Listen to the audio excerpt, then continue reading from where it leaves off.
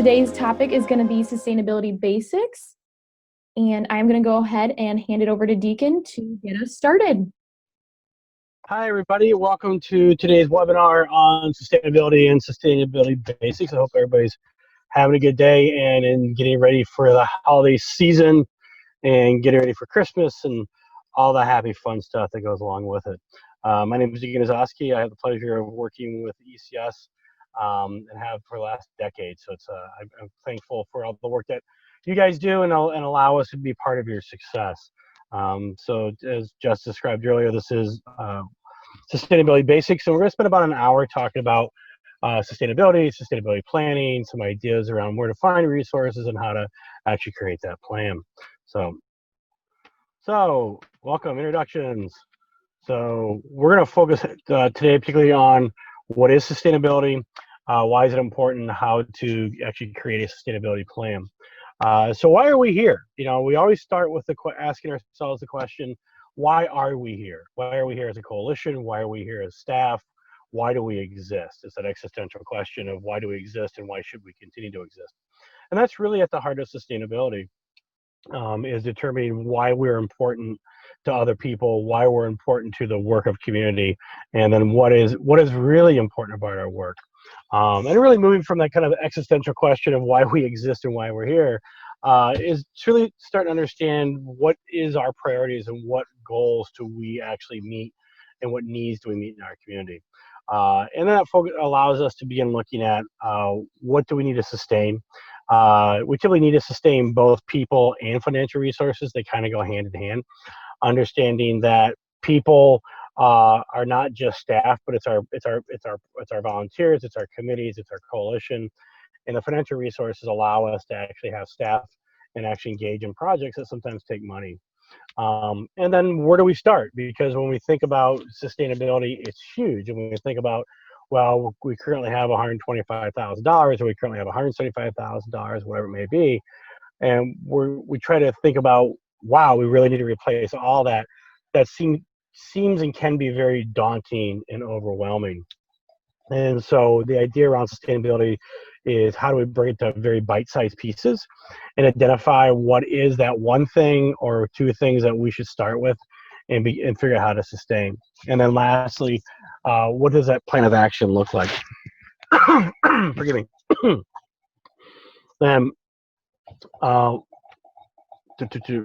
So at the end of the day, really, what is sustainability? It's really being able to stay around long enough to see the desired changes in our community.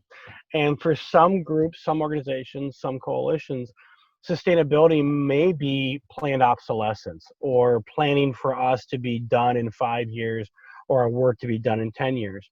For others, it's we want to be around longer than just one grant cycle or for a specified period of time. We're really aiming at, we want to see a 50% reduction in underage drinking, and we really want to see these 3 policies passed around marijuana, or we really want to make sure that we're at pre-epidemic levels of opioid drug use, right? Whatever that looks like, it starts with that desired change. So what does that desired change actually look like? Is it a reduction in use? Is it a reduction in a particular type of use? Is it time sensitive, or is it money dependent? And all of those are acceptable answers, right? We know we have worked with and work with coalitions who do have planned obsolescence, where they have 10 years of the funding, and let's say in the 10 years we want to accomplish A, B, C, and D. And when they accomplish that, they go away and they transfer the things that they want to transfer, whether it be to part of their youth work to the school, maybe their drug disposal to law enforcement, and maybe the community coordination and collaboration piece to another nonprofit or like coalition organization. So sustainability is more than just being around and staying around forever. It's getting us to that desired change. So let's ask our first poll question. So Jess, you want to run this? Sure thing. All right, let's see.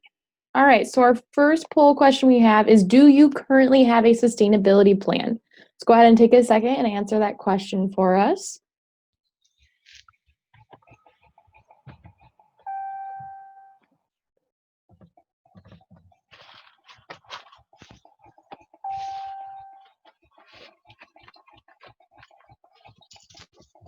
Okay. So it looks like most of you do have a sustainability plan in place, at least half of you already. So that's good. We have a couple people saying that they're working on one, and then one person that said they do not. So this is kind of a good different spread we have going on today. Wonderful. So understand that some of you have it, some of you have one working, and one of you don't have anything. That gives a pretty good frame for how we're going to focus our work. And I'm trying to advance the slide. There it goes. So first thing we start with this idea that existential question: what is it that we want to sustain? Jess, can you move me back one? Mm-hmm. Thank you. What do we want to sustain? And so we start thinking about what is it really, and what does it mean to be around long enough to make a difference? And we described, is it an outcome? Is it a time period? Is it till a certain amount of funding runs away? And then once we determine that, then we say, what do we need to keep us going for that 10 years, or keep us going to get to that outcome? What are the key parts of our work? And for most of us, it's the volunteers, right? It is the people who enable us to do our work, who help us connect to other people, help us connect to policymakers and decision makers. And it's also the staff, right? We know that the most effective, the biggest measurement or metric or determinant of success for coalitions is having at least a 20-hour-a-week person dedicated to the work of coalition. Way back when the DFC program started out for its first 5 years, the Drug-Free Communities program said, well, the number one goal is to reduce substance use. And then the second goal was to improve collaboration and build coalition. And they found out after the first 5 years that, once the money went away, people went away and work went away. So they flip-flopped and they said, well, really the most important thing for us to do with this particular pot of money is to build coalition, to build collaboration, to build community problem solving, right? And the secondary goal really was to reduce substance use. So this one particular funding program understands that it's about the people, right? And obviously the work.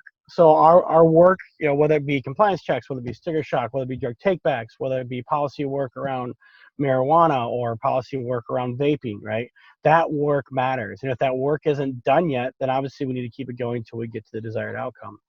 And then money. At the end of the day, our work doesn't take a whole bunch of money, but it does take some, right? So if we recognize and understand that we need to have at least a 20-hour-a-week position, then we should probably start with how much does it take to at least pay for a 20-hour-a-week position beyond the money we currently have. And then that becomes our very short-term goal. At a very bare minimum, we need to have $40,000 or $20,000 or $60,000 to keep our people moving forward. And then obviously the relevant work related to strategies and interventions. And I mentioned a couple, whether it be drug takeback or compliance checks or sticker shock or policy work, there's lots of things that we try to sustain and need to sustain to keep our work moving forward to get to our outcomes. Forgive me. And so we think about the next piece of it, which is people. Waiting for it to advance. So I think about the people, and I talk about staff, I talk about volunteers, but it's the relationships that we have, right? So how do we begin to sustain that? One, we recognize and create a very distinct role for them in the coalition. Every person who's on our mailing list, or every person who comes to a meeting, every person we count on, they should have some distinct role inside of our group, whether that be a chairperson, whether that be a key leader or a key informant, or that they're my connection to the police department, they're my connection to the senior housing center. Help define a role for them so they know that they have value, and then recognize and reward them for that value and that contribution. And then one of the ways that we build relationships and sustain that relationship is we ask their opinion about things and we respect their opinions. And so if we understand their role, that they are key informant around school practices, or they're our connection to the senior citizen community, when we're exploring ideas and seeking opinion around those particular areas, they should become our go-to people, right? They should be the ones we're going to for opinion around their subject matter, right? In research, we call them subject matter experts.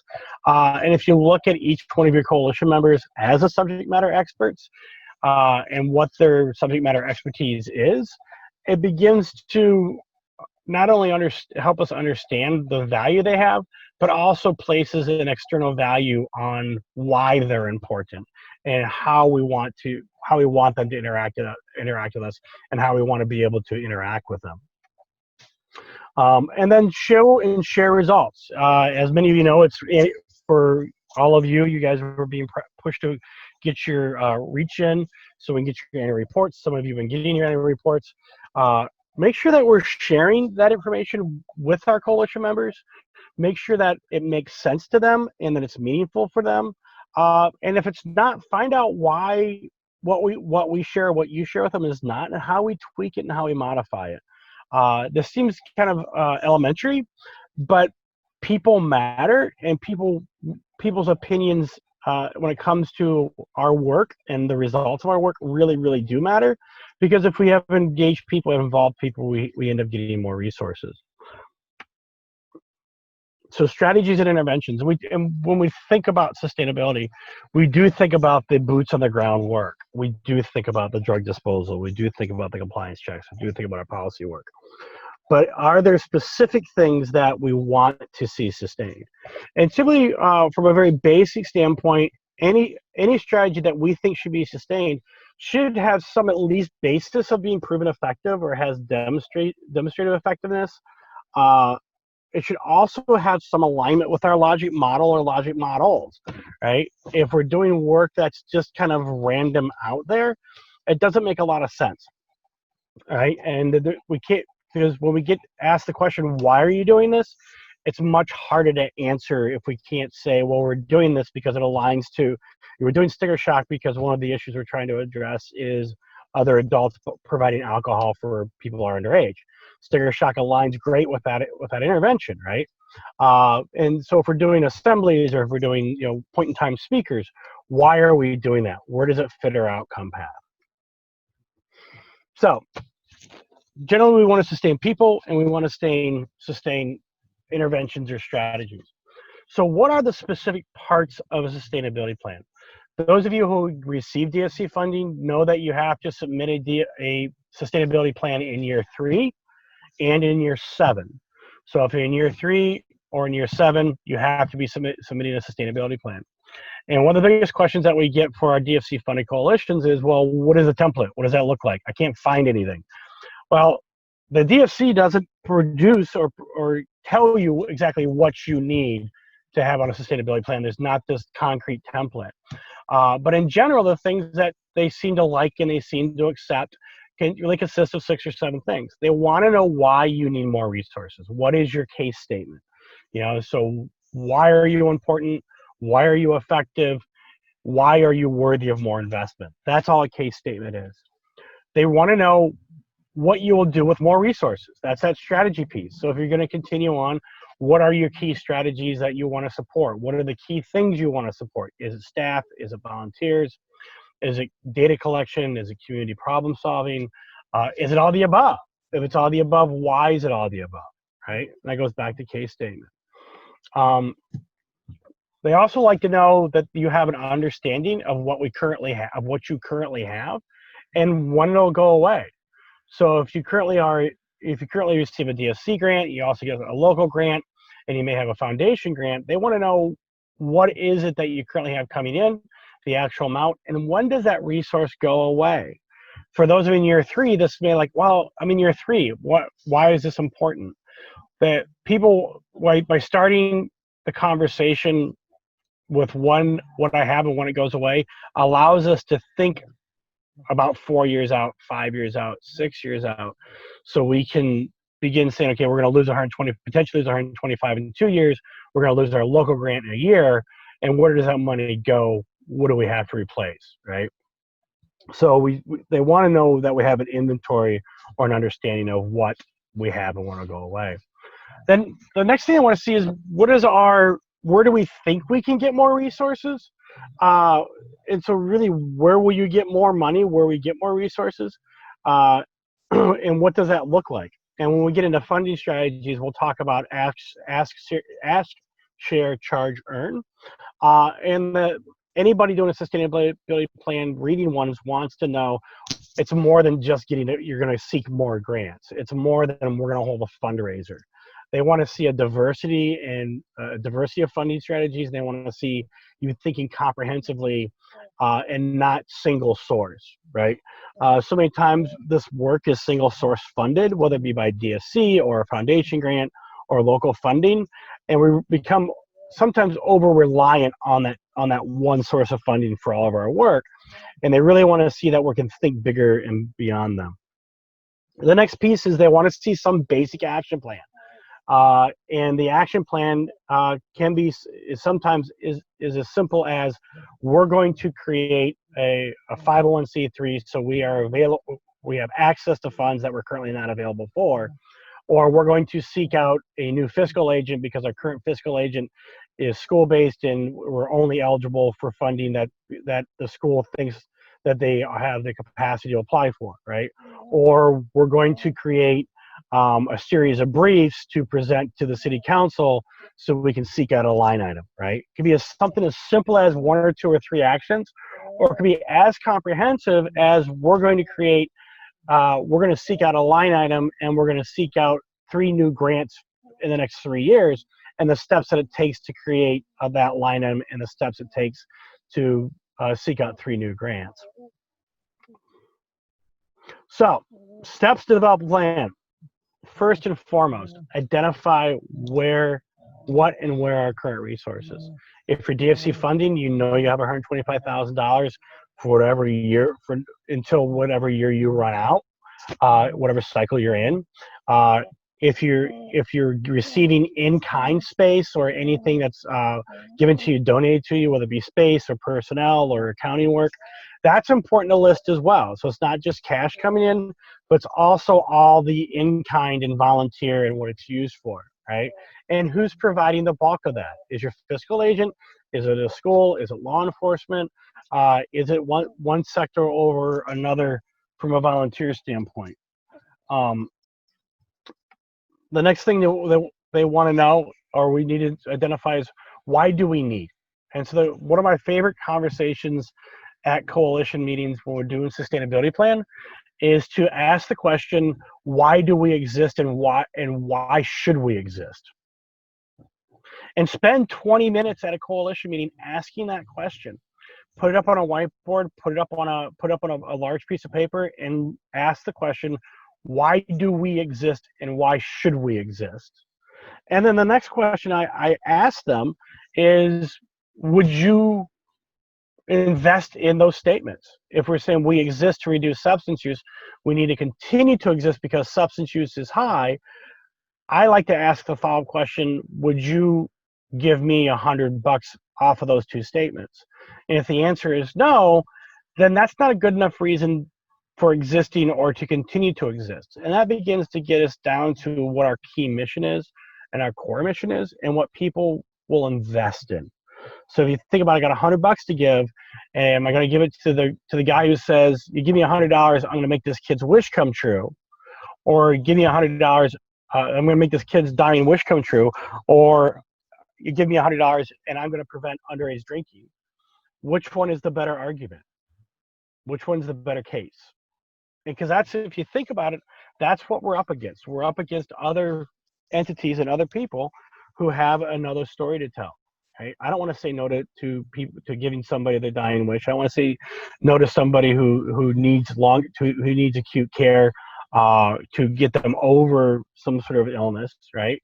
Or to prevent, so it's hard to say no to the other things that we're up against, but we have to make as much of a compelling case as we can. So sometimes it's more than saying we're here reducing substance use. Sometimes we have to be able to say we're saving lives by reducing underage drinking, or we're trying to make mom and dad's job easier by not allowing, by decreasing the number of adults who give their children alcohol, right? And identifying what types of resources do we need? Is it people, like volunteer people that we need, or is it actual hardcore dollars, right? So if we're doing compliance checks and we're paying for compliance checks, is that something that the police department can do on their own, or is it something they have no budget for? So we really need to find the money to pay for compliance checks. And then where are the resources? Who's got the money, right? Who has the money in town? Who's got the people in town? And then, so who's got it? Where is it? And then if you can, being able to name the specific person or the specific group who has the resources. And then how do we get them? That's that plan, right? So you start to see the same language. What do we have? Why do we need more? What do we need? Who has it? And how we're going to get it. Jess, I want to do a quick check-in. Are there questions in the chat at all?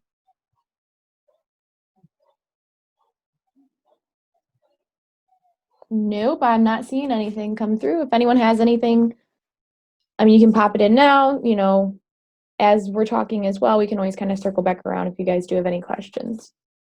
Feel free to use the chat function. As you have questions, we'll stop periodically to answer what we can. So please use that chat function as you have the ability to. So why is a coalition needed, or a case statement? So what goes into a case statement? Obviously, why are we needed, right? Why do we exist? Why are we important, right? So we're important because we're saving lives by reducing underage drinking. How do we reduce the underage drinking, right? What is it the coalition does to reduce that why, right? Or to affect that why? So we save lives by reducing underage drinking by ensuring that every time somebody goes into an establishment, they do not serve or sell alcohol to young people, right? So we have a connection between saving lives, reducing underage drinking, what we do, which is providing responsible beverage service training, and then what happens if it goes away. If we go away, there's going to be less trained servers. There's going to be more people selling to underage without checking identifications. There's going to be more kids getting access to alcohol. Thus, the public's less safe, right? It's that very kind of straight line thinking. So, and then how do we know? And this is where data comes in, and this is where having a conversation with myself or Jessica or Molly or Kelly, when we're into this, how do we know what it looked like before we existed? And almost all of you have your baseline data. So we can say before the coalition existed, you know, 30% of our kids were drinking the last 30 days, or 30% of our kids said that they could buy alcohol without having their ID checked, right? It's where we started. 5 years later, 4 years later, we're now at 20% of our kids are drinking alcohol, and 10% of our kids say they can get it from a store, right? So you have the data, we have the data with you, and that's a demonstration of need. So it becomes, you know, the coalition is saving lives by reducing underage drinking. Our contribution is by providing responsible beverage service training so more people card. And if we go away, what we anticipate that the rates of non-carding are going to increase, and potentially go back to the rates of underage drinking that we had pre-coalition of X percent. And this becomes our statement of every time we talk about that goal, that becomes why we want you to invest in our work, right? Why we need your time, why we need your energy, in many respects, why we need your money. Dun, dun, dun. Wait for it to advance. Nancy Bills, I'm breaking up. Am I still breaking up?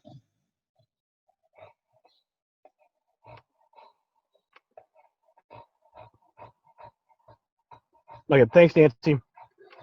So case statement tips. Be clear and to the point.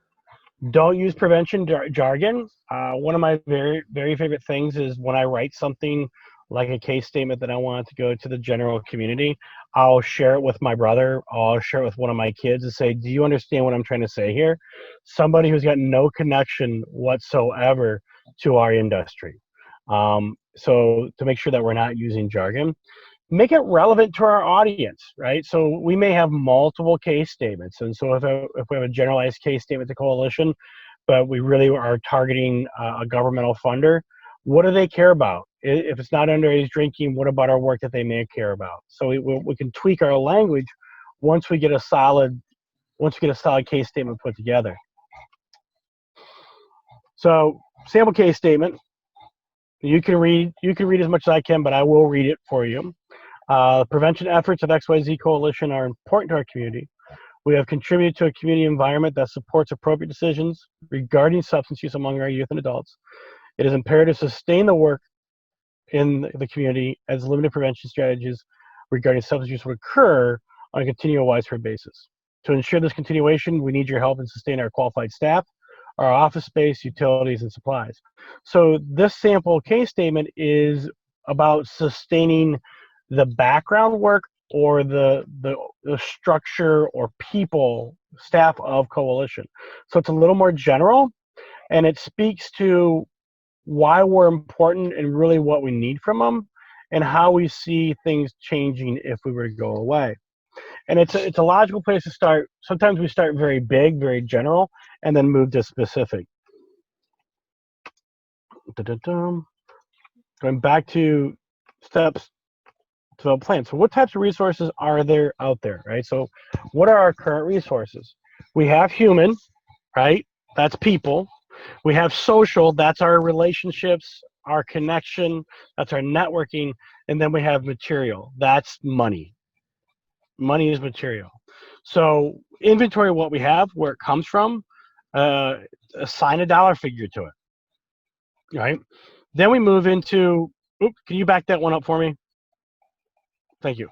So then we move to why do we need to sustain and what do we currently have? So now we have both those questions answered. Why do we need to sustain?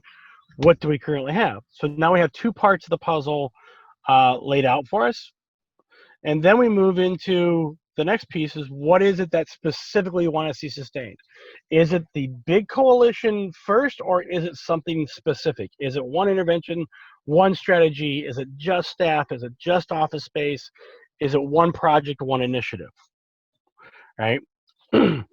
And all of these are appropriate and relevant, but it's a matter of macro or big, or micro meaning small, macro meaning coalition as a whole, micro meaning one subset or one particular intervention or strategy, right? So one of the things that to begin thinking about, how do we make this more specific? We get asked the question all the time, wow, coalition is huge. I don't know how to start with that. So let's start with critical need. And this is another fun question that I like to ask at coalition meetings during sustainability planning is if we had to save one thing at our coalition, if we want one thing to live beyond us and to live in perpetuity, what is that? So, and sometimes we just put the question up, what's the one thing that must be sustained at all costs that makes us as a coalition successful? And then we break it down. Why is it critical? If it's RBS training, as an example, we must sustain RBS training because before it, we had people not carding. We had kids able to buy alcohol. Nobody else will do it. Nobody else has the capacity to do it. If it goes away, people are going to stop carding, right? It's no longer going to be a priority for them, right? So it's literally narrow it down to that one thing, right? Whether it be an intervention, a project, or even staff. But what's the critical need? So when we think about that critical need, going from the case statement very, very big to something more narrow, right? So what is that one thing you're trying to create that you want to sustain? What specific resource do you need to sustain that critical need? And typically it's going to be funding of some form or fashion. And then how will that investment help? And ideally, they're not the only ones involved, right? So the person that you're asking isn't the only ask that you're making, but you can demonstrate. We also have the support of law enforcement, the support of the schools, we have the support of the Food and Beverage Association in the community, and when possible, is it cost effective? And there's studies out there around the cost effectiveness of responsible beverage service training, a lot of stuff that we do. Jessica, remind me after the training, I'll put that, there's a document that there's a cost benefit document that SAMHSA put out about 4 or 5 years ago that breaks down a lot of the strategies that we engage in, that puts a dollar figure on, for every dollar invested, it saves X number of dollars. Everything from in-school curriculum to types of environmental strategies or policy interventions. So I'll make sure we get that put on the portal after this is done today. Other questions before I jump into funding strategies?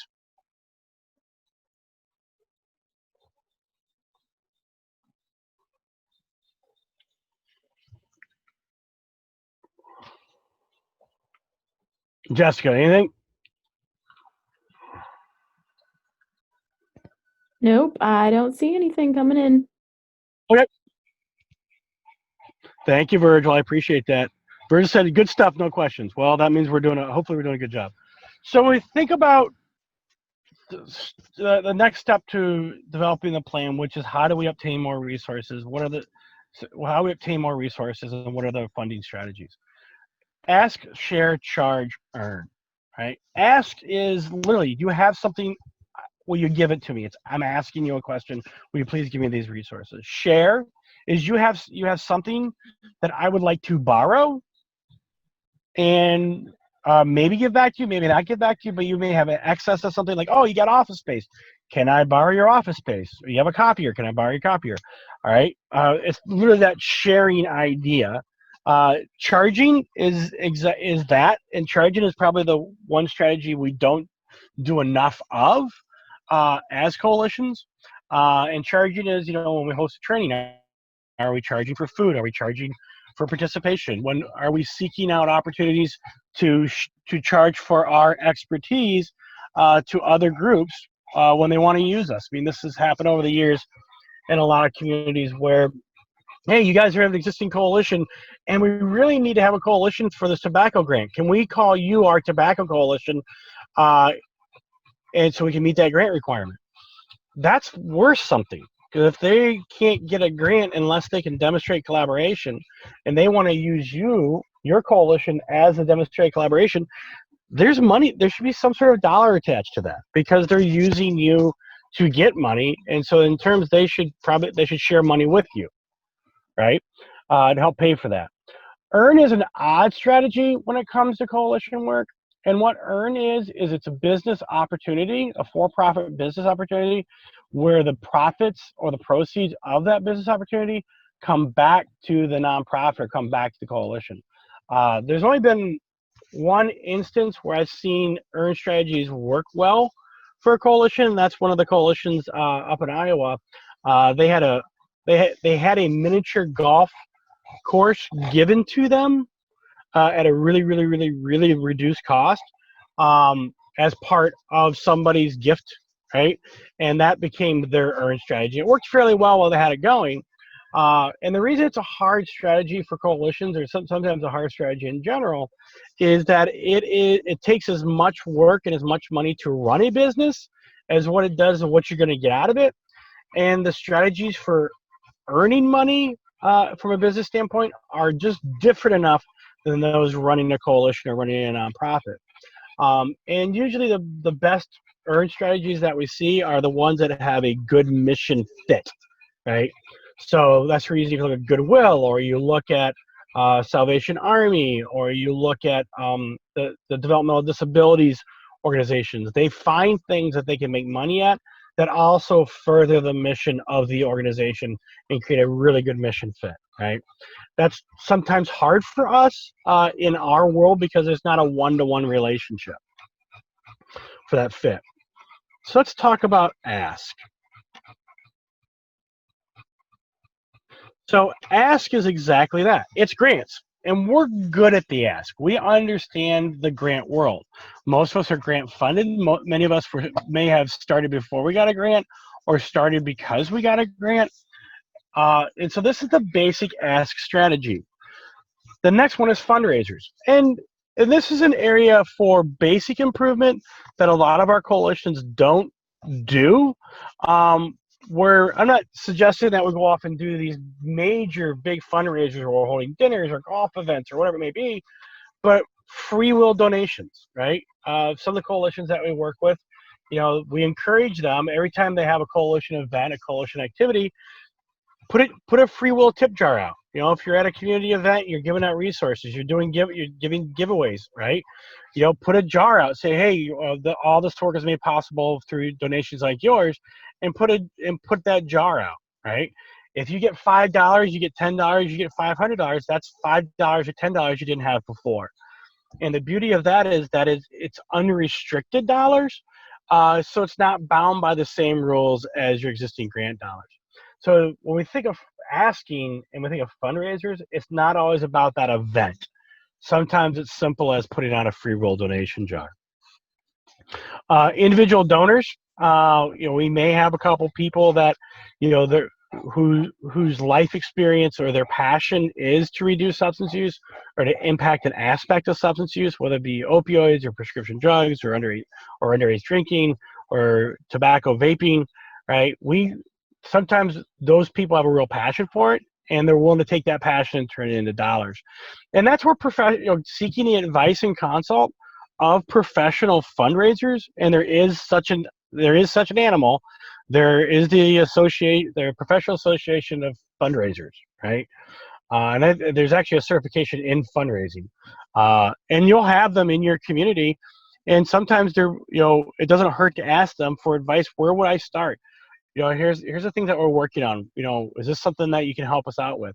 And not necessarily paying them to do it, but seeking out their advice and their input, as long as they're willing to share that advice and input with you. And the last part of ask if you have a United Way or a Community Shares program. It is the most United Ways that we interact with. You don't have to be a United Way agency to get United Way dollars through payroll giving. Somebody just has to say, yes, I want to dedicate my dollars that I'm giving to United Way through my payroll to this organization.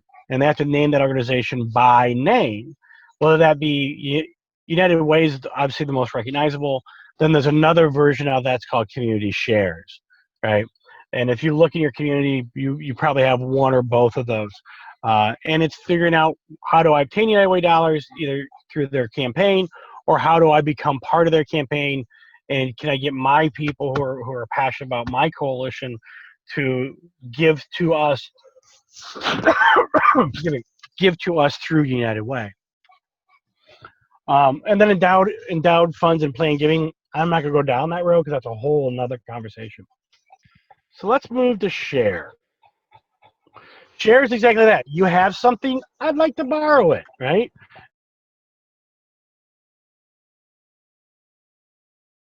And they are willing to share that with us, right?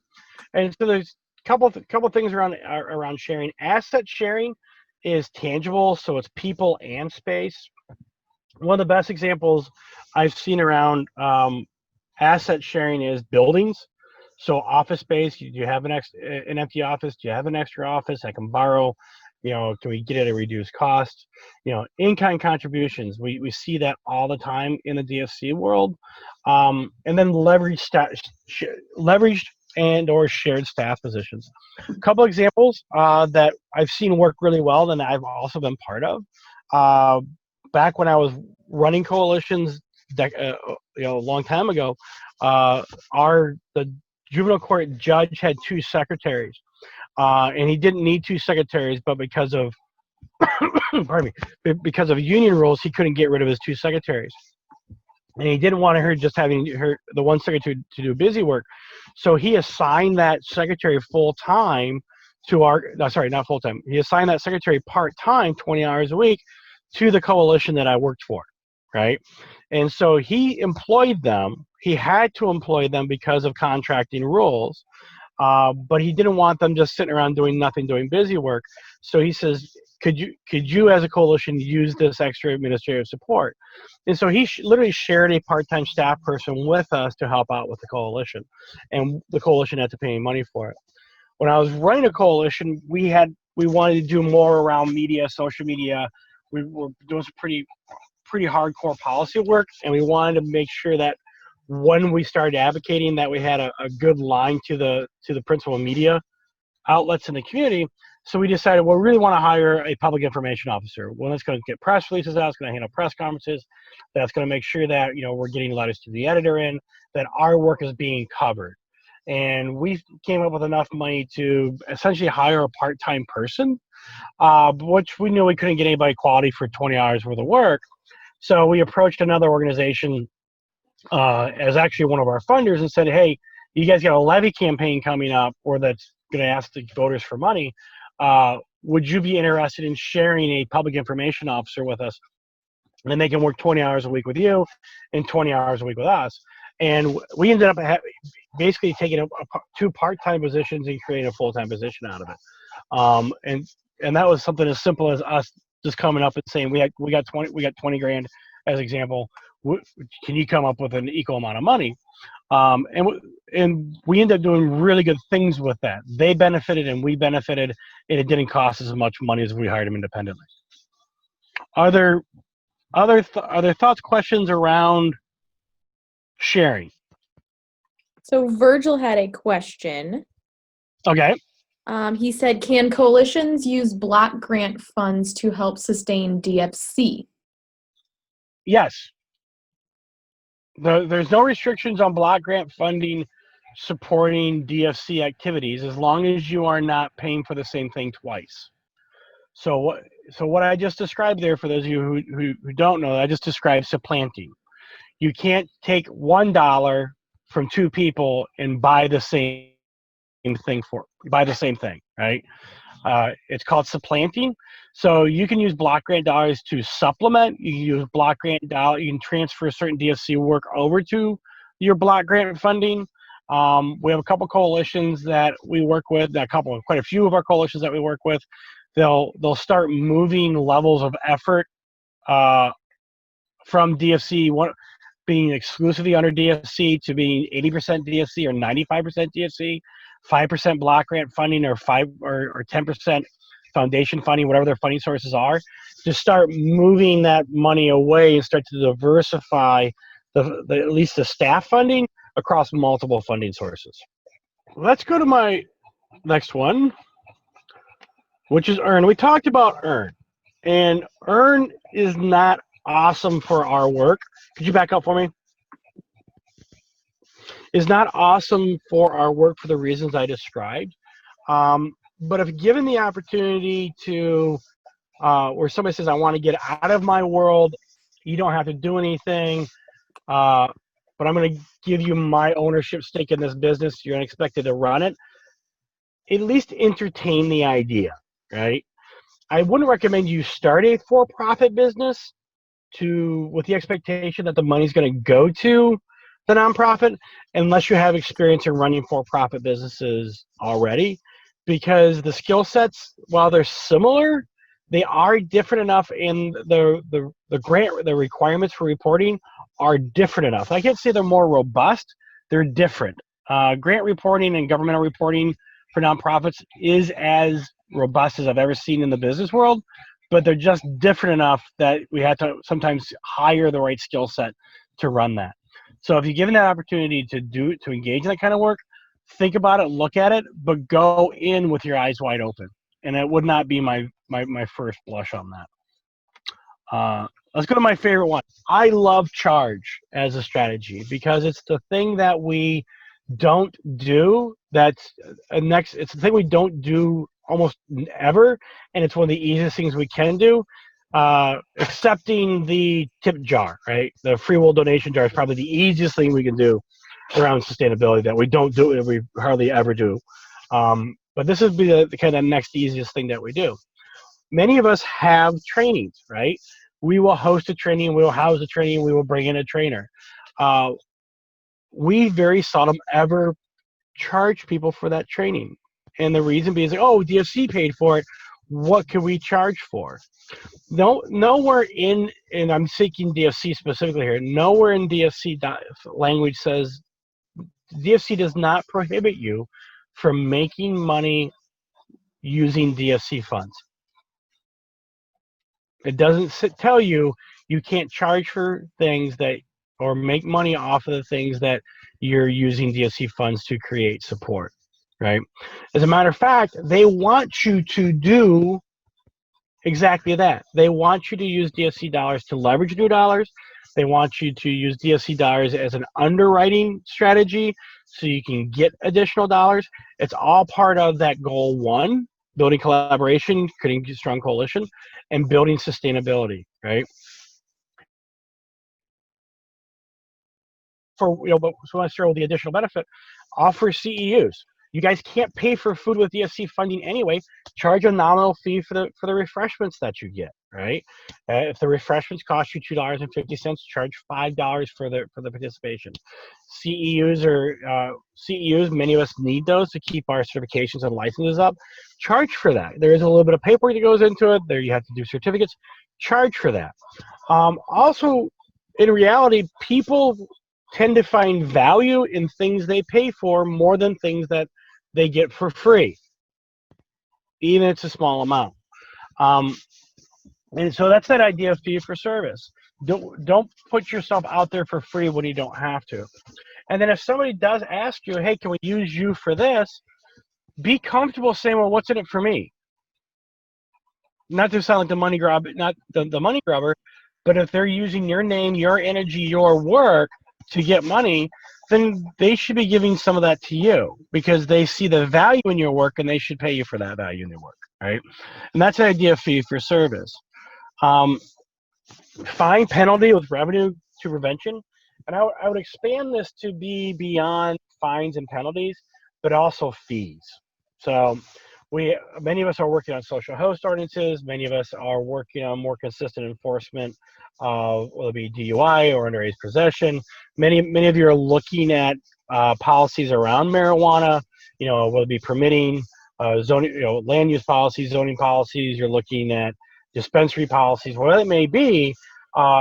As we're advocating for policy change and we're advocating that they should be licensed or whatever, or they should be inspected, we should be asking the question, what if there's a fee associated with it, what part of that money is going to come back to us?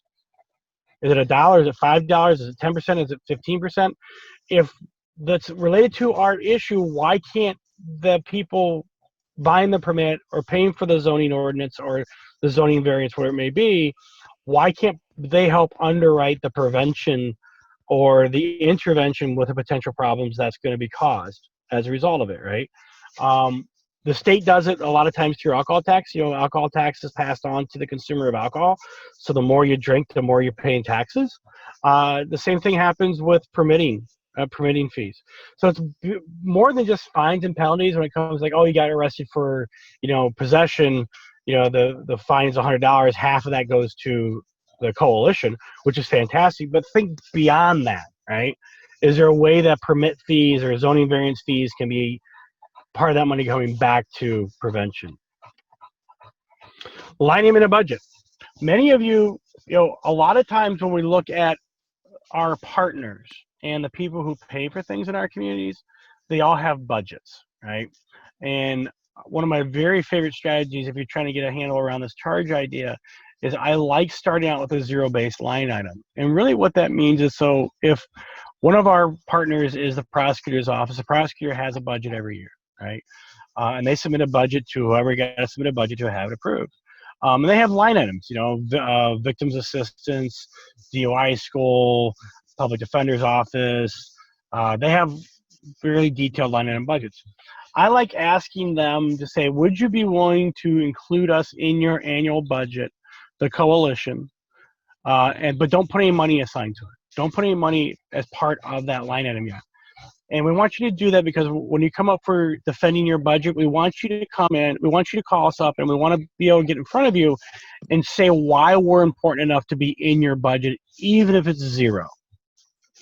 It forces them and it forces us to justify our existence, and it forces them to acknowledge that our work is important from their perspective as a prosecutor. And then we get them used to us seeing our name there. You get them used to saying, well, it's zero. Why is that zero? Shouldn't we put something in it? Then we're in the position of saying, well, what monies would you have available to put in it, right? Are there monies that you're currently allocating to somewhere else that aren't getting spent, or you don't like how they're getting spent? Can you put that into our line item, right? And it's a way to start conversation with people who have money, give away money. It's a way to justify on a regular basis why we exist and why we're important. And it's a way for our partners to acknowledge that they value what we do, right? Why we do it and how we do it, and give us the opportunity to do that in a very public forum. I love line items, zero-based line items as part of any good sustainability strategy. There's lots of found money out there as well. When it comes to when you start delving into the line items, you start looking at, well, there's this line item in this budget that goes unspent every year. Why is that? And is that something that you'd be willing to give us part of? But we'd never know unless we're part of that budget negotiation, that budget conversation, even if we're asking for nothing. So the final step, who will be the sources of our funding? Back up one more, sorry. I overshot. Organizations with interest in our work, foundations and grantors, our members, and then other entities in the community that have not only a vested interest in our work, but have experience in our work or have to pay the consequences when our work isn't done well, right? Businesses need healthy, drug-free employees. Schools need drug-free, healthy, wide-awake, attentive students. Hospitals, while they exist to serve medical needs, they really don't want to have people coming into the ER over and over and over and over for preventable conditions and preventable injuries. So the other entities that we would approach and begin thinking about are the ones that see our people or would benefit because we're doing a good job. Remember the rules of building the relationship. Get to know them before you need money from them. That's that idea of the zero-based line item. It forces us to build that relationship. Provide them with coalition updates and not just our newsletter. If it's a hospital, provide them updates around work that matters to the hospital. If it's city council, provide them updates and highlights of our work that's relevant to governance and government, the things that they're responsible for. So it's more than just a newsletter. And don't start any conversation with, hey, come to a meeting, right? But invite them to an event, right? Invite them, share information with them. Invite them to things that are going to matter to them. And don't leave it off at just a meeting, right? But if you're going to invite them to a meeting, make sure that they're coming to a meeting that you're talking about issues that may matter to them. And if not, give them 2 minutes to talk about why they showed up at the meeting and how they think the coalition can help them. Not how they can help the coalition, but how the coalition can help them, right? Because we've invited them, and we shouldn't immediately make the ask, do something for us. And then offer them things that we can help them with, whether it be data collection, whether that be volunteer opportunities, whether that be information or strategies that are important that may affect their work. Next steps, and you know these. Do your resource inventory first and foremost. Figure out where that one place you want to start. Develop an action plan for that one place, and then reinforce that through your case statement. And then take it back to your members. If you can take it back to your members as part of that conversation. I pointed out a couple areas that I really like asking my coalition questions as part of sustainability. Why do we exist? Why should we exist? What is it that we do? Would you pay for what you just said? Would you invest in us? If not, why not? How do we modify that? So engage your members in the conversations. Build the relationship, right? Go to them, get to know them before we ask them for something. It's so very, very important. And then always start with one new thing. It's one thing at a time. It's the old adage, how do you eat an elephant? One bite at a time, right? So I always start with that very simple thing. And without further ado, we're done for the day. Thank you all for joining us, and have a great day and a great holiday season. Thank you, everybody.